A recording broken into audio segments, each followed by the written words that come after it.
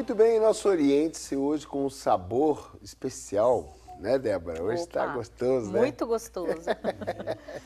E a Débora e o padre estavam falando ali sobre os jogos. Fala pra gente no ar sobre os jogos, porque o assunto vai, sabe, gente? A gente vai pro intervalo e eles não param. Muito bom. Mas e aí, a importância dos jogos, padre? Então, dessa interatividade, porque você não joga sozinho. Eu lembro quando eu era criança, eu sempre amei futebol. Então, pelo menos 2 contra 2. Pegava 4 litros de óleo vazio, botava lá, aqui é o gol, aqui é o gol. 2 contra 2. E cada um era um jogador. Um era o Zico, outro era o Sócrates. Ninguém era pé rapado, era sempre os bons, né? O Zico, o Sócrates, a gente nem lembra do nome dos pé rapados. Então, havia aquela criatividade. Eu, por exemplo, você vê como é que mesmo quando acaba em briga, né, padre? Porque acaba em briga. É normal, faz parte da disputa, né? Eu lembro uma vez que eu encrenquei com outro menino, ele me deu um cascudo bem forte, mas doeu mesmo.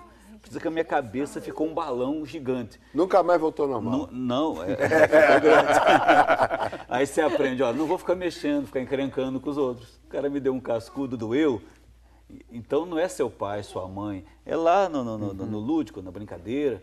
Você aprende a perder. Primeiro você briga porque você não aceita perder. Depois você vai vendo que a vida tem vitórias, derrotas, tem hora que você ganha, tem hora que você vê outros perderem também, vê outros perderem. Então mas é o sair de si, chama o vizinho, chama um amigo da escola. Então isso é muito bom do que você ficar isolado. Hoje eu me preocupo com esse isolamento das pessoas. Né? A gente falava do Face, né? Eu também vi uma postagem assim muito interessante, o pessoal, a mesma tecnologia que nos une, o pessoal falando pelo computador. Aí mostrou a outra foto, o pessoal sentado na sala, cada um no seu celular. É a que nos separa.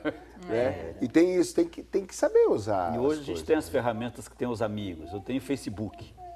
Então tem um monte de amigos. Só que você não conhece muitas pessoas, uma ou outra pessoa. São amigos que você tem um contato, mas talvez você nem se lembre o nome de repente. Agora, os seus amigos de infância, é o tal, aquela pessoa, aquele virou um médico, aquele é um padeiro. Então são amigos, você interagiu, você conviveu. E o virtual é mais distante. Né? Fica aquela coisa, quando você está com ser os deletado amigos, a você qualquer fala hora. com quem está longe. Quando você está com aquele que está longe, do lado, né, fisicamente presente, você está falando com o outro. Então, quer dizer, vamos desligar e vamos conversar. Né? Aproveitar. Aqui vocês me dão muito trabalho, porque eu tenho que escolher a hora de entrar e fazer a pergunta. Né? Hoje o jovem não quer mais fazer isso. Nem conversa mais por telefone, né? É verdade. Ele é só a mensagem. Eu estava no ponto de ônibus outro dia e o rapaz falava pelo WhatsApp, né? Aí daqui a pouco o outro respondia, ele falava. Aí, mas ele ficou ali meia hora naquele negócio. E é interessante, porque, isso é assim mesmo. Porque cresceram com isso, nasceram com isso. Ou seja, a gente não aprende nem a dividir, nem mais a conversa, né, padre? Não posso esperar você acabar de falar e não quero nem entrar muito em assunto que não me agrada. Quer dizer, a gente tá se criando jovens, então isso está... vou ter que falar. Mais egoístas, mais fechados, mais egocêntricos. Exatamente. Parece que o ser humano, a tecnologia é para auxiliar o ser humano, mas o que nós verificamos é uma desumanização do ser humano, porque não há nada que venha substituir aquele olhar, né?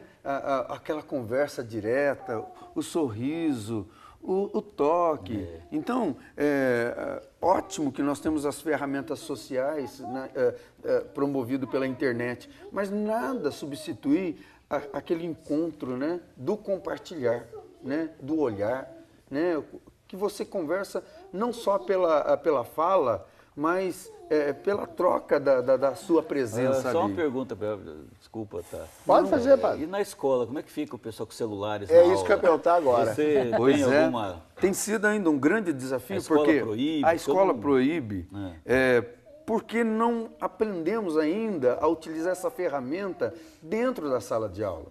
Eu acho que nós precisávamos... dispersa. Exatamente. Nós precisávamos desenvolver uma didática para o celular dentro da sala de aula, porque há recursos para isso. E nós precisamos contextualizar o celular como uma ferramenta. Ou tablet. E coisa e tal. Para a escola pública ainda isso é um grande desafio. Mas nós temos visto alguns projetos surgindo, com um pouco de timidez, mas surgindo. A gente falava, eu e o padre, antes de entrarmos aqui, sobre eventos, né? E em eventos musicais o pessoal dá, padre, hoje a banda que está tocando deixa no Wi-Fi, né? Um clipe, uma música nova, tal, para o pessoal que veio para o show baixar à vontade e ter, né? Então, se poderia ter a lição, ou o trabalho, ou o projeto, para o pessoal baixar no celular. Eu gostei da sua ideia, porque seria uma maneira de usar, integrar, que proibir não vai ter jeito. Exatamente. Uma ferramenta que eu tenho utilizado é um site com o meu nome.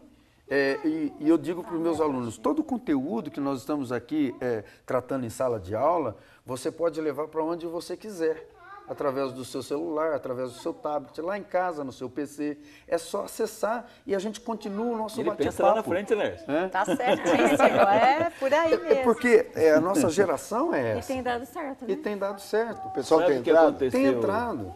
O que aconteceu comigo recentemente? Estava fazendo missa e a posição que o padre fica, você vê a assembleia, o povo. E tinha um jovem no celular, lá no fundo, passando o dedo, mexendo.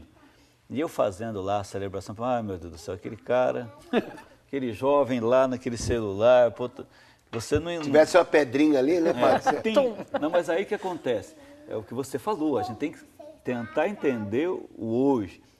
Terminou, passou uns dias, eu encontrei com ele. Aí eu fui conversando, aquele dia, tal, você estava lá com o teu celular, eu ia falar para você tem que desligar, né? Você está na missa, para você. Ele falou, não, padre, o senhor me perdoe, é que eu baixei um aplicativo que tem a liturgia diária. Então eu estava lá na missa, acompanhando a missa no celular, então a pessoa estava lendo, como a igreja tem muitas colunas, eu não enxergo direito o leitor lá, então ele está lendo. Isaías, não sei o que, vinde a mim, vocês que estão com fome. Eu estava acompanhando, não é que eu estava conversando com alguém, não. E na hora da oração eucarística, com as orações, então é um aplicativo que eu tenho no meu celular. Eu estava acompanhando para ver se o senhor estava fazendo certinho. Fazendo certinho. Se o senhor não errou. Eu estava pecando, padre. Eu falei, não, pode ser para ver a Bíblia, pode eu carrego também. A gente que trabalha na evangelização, a gente acompanha mais de perto a liturgia, eu estou sempre também. Tá ali, então, e hoje tem os aplicativos, a liturgia das horas, a liturgia diária. Então essa inclusão, é claro, a pessoa também tem que prestar atenção, tem que se envolver, tem que celebrar. Mas ela tem ali Então são discussões, quer dizer, pode, não pode, é proibido, não é?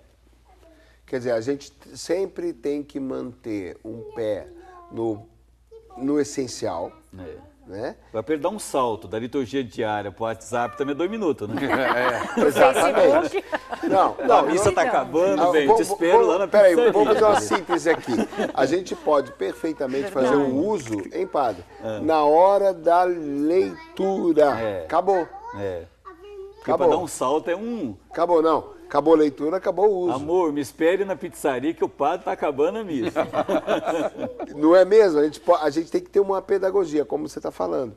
E você falando, eu me lembrava, a gente se lembra de outra, eu estava tentando aqui pensar em outros valores da nossa juventude, vamos dizer assim. O carro, né? Justo. Então, por exemplo, o jovem pegava o carro do pai e fugia, né? Roubava o carro do pai. E bebia e fazia tal, não sei o quê. Então, a mesma situação se repete, jovem é jovem. O aprendizado é aprendizado, a irresponsabilidade existe. Verdade. Né? E a gente precisa ver que a necessidade de um autodomínio, vai vir em todos os setores. No caso, o jovem, o adolescente, ele sempre está buscando impressionar de alguma forma. E na nossa juventude, nós queríamos o carro do pai, do irmão, para dar aquela volta em torno lá da escola ou onde estava a garotada, porque nós queremos impressionar, né? Mostrar Queríamos impressionar. Dar um cavalinho de pau. Exato. Hoje o pessoal quer impressionar pelo modelo novo do celular, do tablet. Olha só como eu estou no tempo. E os aplicativos, né, Os César? aplicativos. Porque tá um enxame.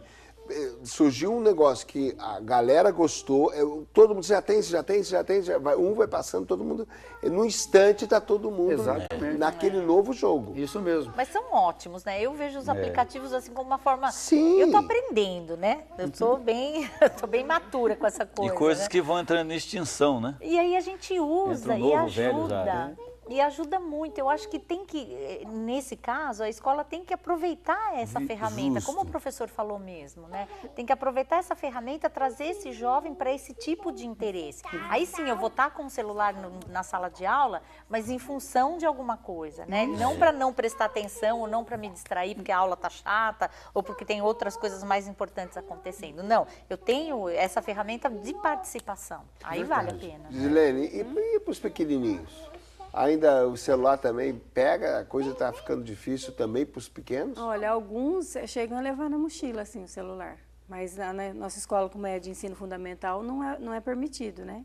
Mas aí como é que faz? Né, a diretora pede para recolher e os pais vêm buscar, porque não tem como, eles são pequenos, né, para estar com um celular de 6, 7 anos, já não dá.